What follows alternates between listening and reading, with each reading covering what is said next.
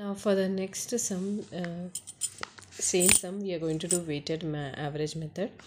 So all the things are same, just we are going with the thing presentation. So as usual, I'll go with September 1st. I have a stock of 500 which is of 1 rupee, and which is of 500 is a value.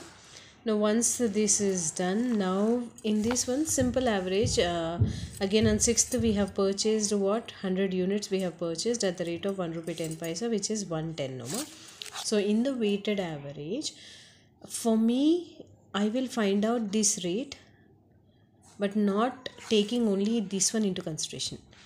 I will find out per unit rate taking these two into considerations అనమాట. అంటే amount క్వాంటిటీని తీసుకొని మనం కొత్తగా rate కనుక్కుంటాం. ఇందాక simple ఏం చేసాము, ఈ ప్రైస్ కొత్తగా వచ్చిన ప్రైస్ని డివైడ్ చేసి కొత్త ప్రైస్ డివైడ్ చేసేసాం. బట్ ఇప్పుడు అలా కాదు. ఇప్పుడు ఏం చేస్తాను, 500 ప్లస్ 110 మొత్తం కలిపి ఎంత 610 అవుతుంది. 500 స్టాక్ ప్లస్ 100 స్టాక్ ఎంత అవుతుంది, 600 అవుతుంది. సో వెయిటెడ్ యావరేజ్ అంటే 610 డివైడ్ బై 600 అలా మనం కనుక్కొని కొత్త ప్రైస్ కనుక్కుంటాం. సో 610 డివైడెడ్ బై 600 ఎంత వచ్చింది నాకు, 1.02. 6, 7 ఇవన్నీ తీసుకునే బదులు just I'm taking it 1.02. So ఇది నా లేటెస్ట్ ప్రైస్. సో ఇప్పుడు నేను మళ్ళీ యాజ్ యూజువల్ నెక్స్ట్ 9th సెప్టెంబర్కి మనకి ఇష్యూ ఉంది కదా. సో ఇష్యూకి మనం యాజ్ యూజువల్ తెలుసు 500 యూనిట్స్ ఇష్యూ చేయాలి. సో ఎంత 10 పాయింట్ ఇంతకి నేను ఇష్యూ చేసేస్తాను. సో అప్పుడు ఎంత వస్తుంది, 500 ఇంటూ 1.02 చేస్తే 510 వస్తుంది. సో 610లోంచి 510 తీసేస్తే how much I'll be left over, 100. Same price, and here it will be 100 units మనం తీసేసుకుంటాం. డన్ మా. So this will be done. Next మళ్ళీ I have on 20th September 700 units కొన్నాను. దాని ప్రైస్ వచ్చేసి నాకు 1 రూపీ 20 పైసా పడింది, 840 దాని వాల్యూ.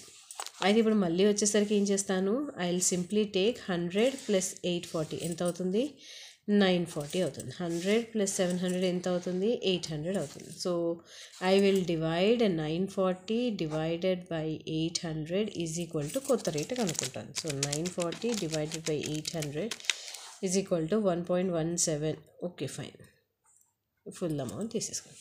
ఇది నాకు ఇప్పుడు లేటెస్ట్ ప్రైస్. సో ఇప్పుడు మళ్ళీ నేను 27th Octoberకి ఇష్యూ చేయాలి కదా. సో 500 ఇష్యూ చేసేటప్పుడు ఏ ప్రైస్ తీసుకుంటాను, కొత్తగా వచ్చిన 1.175 నేను తీసుకుంటాను. సో ఇంటూ 500 ఇష్యూ చేస్తాను. So that is 587.5. So simply minus 940 చేసేస్తే 352.5. The rate is 1.175 sorry, and మిగిలిన stock 300. So this is how we are going to do it. And then we have got on 27th September we have purchased 400 units. So 400 units at the rate of 1 rupee 30 paisa అంటే నాకు 520 వస్తుంది.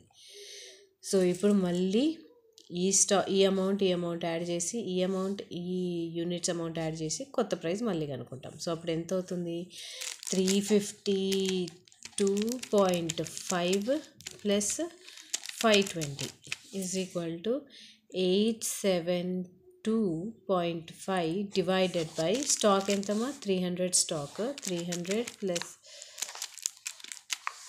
కొత్తగా stock ఎంత కొన్నాం 400. So divided by 700.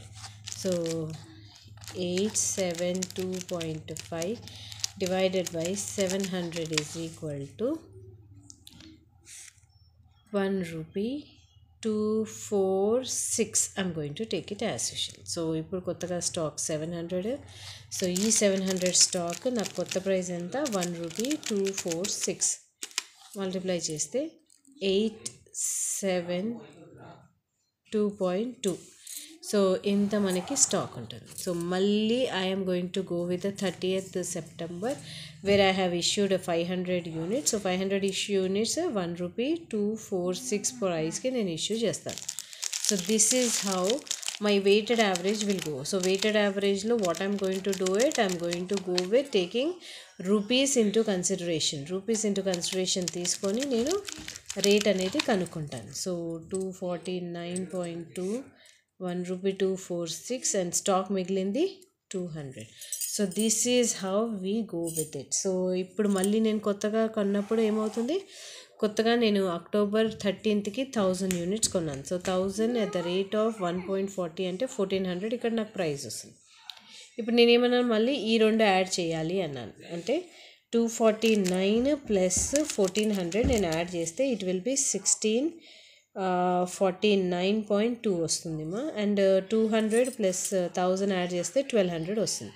So సింపుల్గా divided by 1200 చేస్తే నాకు వచ్చిన కొత్త వాల్యూ ఆఫ్ ప్రైస్ వచ్చేసి 374. ఇది నా వాల్యూ, కొత్త per unit value is this much. So this is how I am going to go with taking into it. So hope it is very clear for you now.